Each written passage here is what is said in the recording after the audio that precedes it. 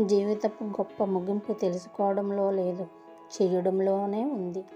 జీవితపు గొప్ప విజయాలన్నీ తరచుగా బాధ్యాలతో కాక ప్రశాంతంగా సాధించేవే అవుతాయి. జీవితానికి అత్యున్నత లక్ష్యం ఏర్పరచుకోవడం కష్టం. ఏర్పరచుకుంటే దాన్ని సాధించడం సులభం. జీవితాన్ని విఫలం చేసే ప్రమాదకర లక్షణం తొందరపాటు.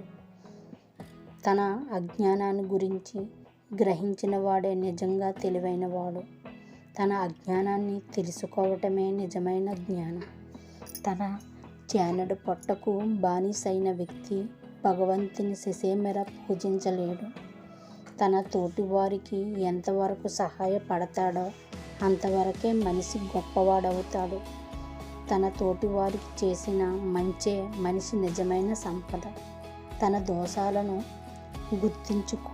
గుర్తించుకోకపోవడం మించిన పొరపాటు లేదు. తన భవిష్యత్తును తీర్చిదిద్దుకునే ప్రతి వ్యక్తి ఒక వాస్తుశిల్పే. జీవించడం అన్నది ముఖ్యం కాదు. ఈ కొద్ది జీవితంలో మనం ఏమి చేశామన్నదే ముఖ్యం. జీవిత పరిజ్ఞానంలోని గ్రంథాలు నిష్ప్రయోజనాలు.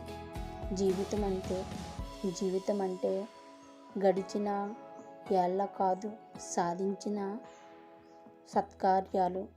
జీవితం అనేక సంఘటనల గొలుసు. జీవించడం అనేక అనుభవాల గొలుసు. జీవితం ఎడతెరిపి లేకుండా ప్రవహించే అనుభవాల సారం.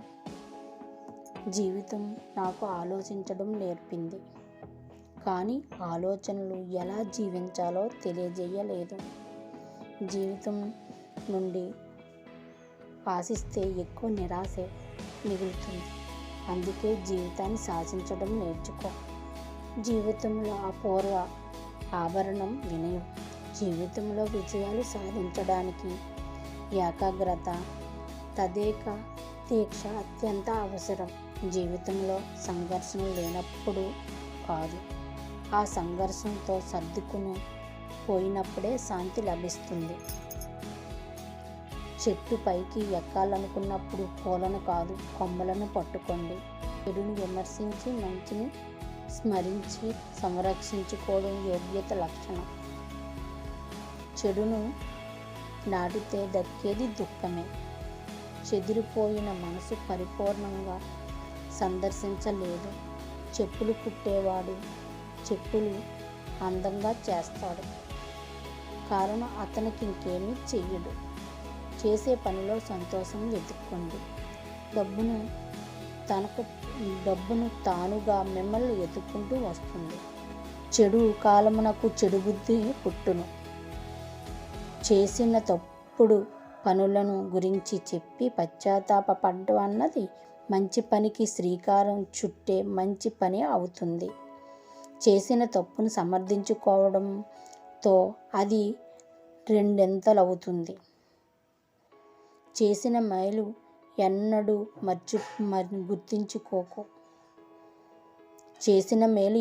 గుర్తించుకోకు. పొందిన మేలు ఎన్నడూ మర్చిపోకు. జనన మరణాల మధ్యాంతర కాలం జీవితం.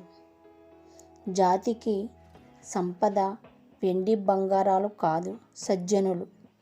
జాలి లేని వారే నిజమైన అంటరాని వారు. చాలామంది ఇతరుల కంటే బాగా చెయ్యగలిగిన పని తమ చేతి వ్రాతను తామే చదువుకోగలగడమే. చాలామంది సలహాలు తీసుకుంటారు, కానీ వివేకవంతులే దాని నుంచి లాభం పొందుతారు. చింత ఎల్లప్పుడూ చిన్న వస్తువుకు పెద్ద నీడ ఇస్తుంది. చితి శవాన్ని దహిస్తుంది, చింత ప్రాణాన్ని దహిస్తుంది. చిత్తశుద్ధి లేని విద్య ప్రమాదభరితము, భయానకము అవుతుంది. సాహస కార్యాలకు ప్రారంభాలు అవుతాయి. చిన్న గొడ్డలి పెట్లు మహావృక్షాలను కూల్చగలవు. చిన్న చిన్న పనులే విశిష్టతను దారి తీస్తాయి, కానీ విశిష్టత చిన్నది కాదు. చిన్న పని కదా అని ఆలస్యం చేయకండి. చిన్న విత్తనం నుండి మహావృక్షం ఉద్భవిస్తుందని మరవకండి. చిరునవ్వు ప్రతికూల పరిస్థితులను కూడా అవకాశాలుగా మార్చగలదు. చీకటిలో మీరు వ్యవహరించే తీరే మీ గుణం. చూస్తున్న పొరుగువాణ్ణి ప్రేమించలేని వాడు చూడని దేవుణ్ణి ఎలా ప్రేమించగలడు? తీర్చిదిద్దబడిన ఒక వ్యక్తి జీవితమే ఈ ప్రపంచములో అతి పరిపూర్ణమైన అందమైన వస్తువు. చక్కటి ఆలోచన, సరైన ముందు చూపు లేని మనిషి జీవితంలో అడుగడుగున ఆపదలు చుట్టుముడతాయి. చదవకుండా ఉండటం కంటే పుట్టకుండా ఉండడమే మేలు. కారణం అజ్ఞానమే దురదృష్టానికి మూలం. చదివిన దానిని, విన్నదానిని ఆచరించడం సాధన.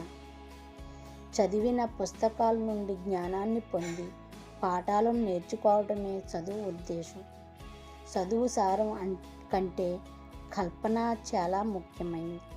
చదువుకోవడానికి మనిషి ఎప్పుడూ వృద్ధుడు కాదు.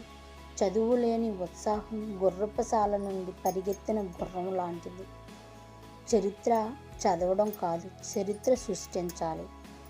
చలువరాతి శిల్పం ఎలాగో ఆత్మకు విద్య అలాగో. చాలా కొంచెము గురించి ఎక్కువ తెలుసుకున్న వ్యక్తి నిపుణుడు.